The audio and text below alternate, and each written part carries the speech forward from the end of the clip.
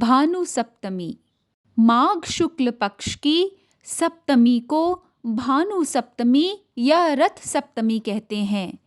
इस दिन मनवंतर के आरंभ में यानी माघ शुक्ल पक्ष की सप्तमी को पहली बार सूर्य नारायण ने अपना प्रकाश प्रकाशित किया था। वो प्रकाश जिससे प्राणी मात्र को वो शक्ति, वो किरणें, वो ऊर्जा मिलती है जिससे प्राणी मात्र को जीवन शक्ति मिलती है। चाहे वो इंसान हो, पशु पक्षी हो, यानी नभचर, जलचर, थलचर हो या पेड़ पौधे हों। अतः यह दिन सूर्य जयंती के नाम से भी प्रसिद्ध है। सूर्य नारायण हम सब जानते हैं साक्षात देवता हैं, साक्षात भगवान हैं, जो प्रतिदिन हमें दर्शन देने स्वयं आते हैं। अब ये हमारे ऊपर है कि हम उस समय अपने बिस्तर पर सोते रहें या स्नान आदि से निवृत्त होकर जल का लोटा लेकर उनका स्वागत करें और उन्हें अर्घ्य दें और उनसे अपने लिए, अपने परिवारजन के लिए, अपने पूर्वजों पितरों के लिए आशीर्वाद प्राप्त करें। क्योंकि यह दिन सप्तमी का है और सूर्य नारायण का दिन है, इसलिए इसे भानु सप्तमी तो कहते ही हैं। इसके साथ साथ इस सप्तमी को अर्क सप्तमी, अचला सप्तमी, रथ सप्तमी, सूर्य सप्तमी, महती सप्तमी, पुत्र सप्तमी, रथांक सप्तमी और सप्त सप्तमी भी कहते हैं।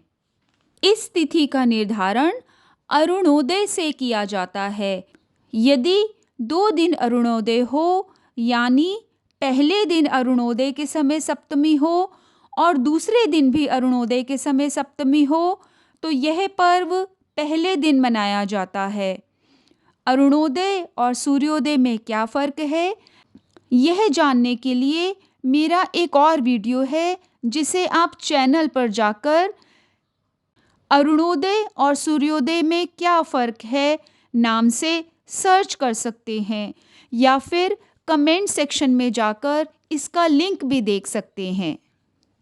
ध्यान रहे कि जो लोग माघ स्नान कर रहे हों उन्हें अरुणोदय होने पर यानी पूर्व दिशा की प्रातःकालीन लालिमा और भानु सप्तमी के निमित्त स्नान करने वालों को सूर्योदय के बाद स्नान करना चाहिए। स्नान के समय कुछ मंत्र बोलने का विधान है।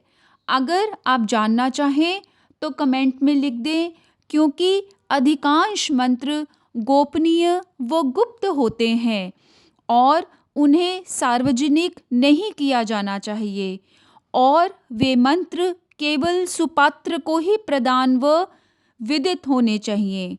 अगर विधिवत उन मंत्रों का जाप करें और शास्त्रों की माने तो क्षण भर में पाप दूर हो सकते हैं और हो भी जाते हैं।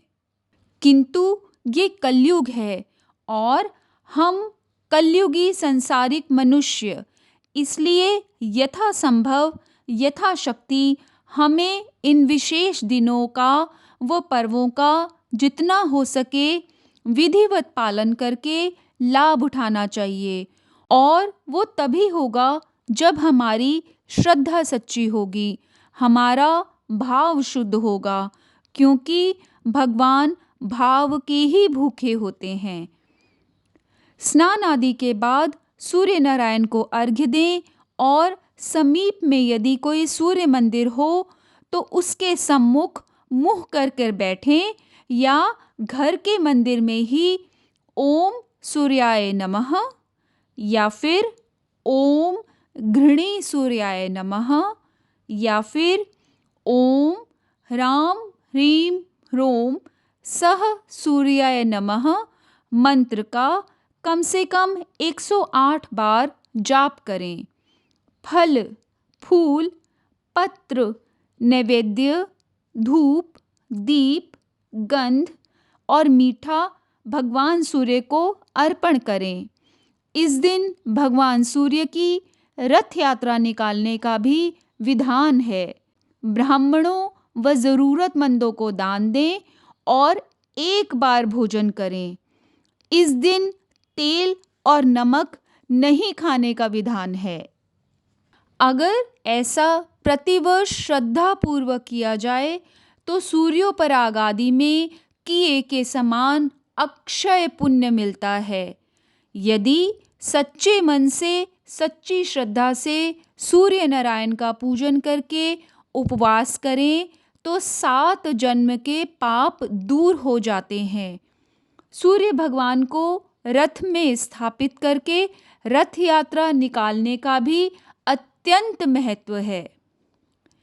इस दिन को पुत्र सप्तमी भी कहते हैं, यानी षष्ठी के दिन और सप्तमी के दिन विधिवत यम नियम का पालन करके पूजन, हवन, मंत्र जप, दान, व्रत, उपवास करके और शास्त्रोक्त विधि से वर्ष पर्यंत भगवान सूर्य का पूजन करने से उत्तम पुत्र की उपलब्धि या प्राप्ति होती है। इसलिए जानिए अपने धर्म को, दीजिए सही संस्कार, सही समझ, सही ज्ञान अपने आगे आने वाली संतति को, अपने परिवारजनों को। जुड़े रहिए रचनात्मकता से। ऐसी ही दुर्लभ जानकारियाँ जो कि हमारे पुराणों में लिखी हैं और जो आजकल हमारे समाज में किसी न किसी वजह से हमें पता नहीं लगती, इनका पालन कीजिए।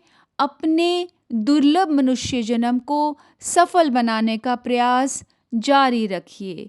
ओम सूर्याय नमः।